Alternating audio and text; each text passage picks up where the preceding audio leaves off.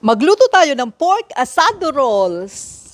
Half a cup warm milk, half tablespoon dry active yeast, 1 teaspoon sugar. Mix and set aside. Sa dry ingredients, gagamit tayo ng 2 cups flour, 4 tablespoon sugar, 1/4 teaspoon salt, mix, and pwede na natin ilagay yung yeast mixture. Ilagay na rin natin yung 2 pieces egg yolk, 2 tablespoon melted butter, tapos i-mix natin hanggang maka-form tayo ng shaggy dough. Tapos ininid natin to ng mga 8 to 10 minutes hanggang soft or elastic. Lagyan natin ng oil yung bowl, pati na rin yung dough, tapos papares natin siya ng 2 oras. Takpan. After 2 hours, nag-double in size na yung dough, hiniwa ko siya ng 8 pieces. Gawa na tayo ng flat na bilog, tapos ito po yung feeling ng asado na niluto ko sa siopaw. May natira po, finreezer ko lang. So gagamitin ko dito.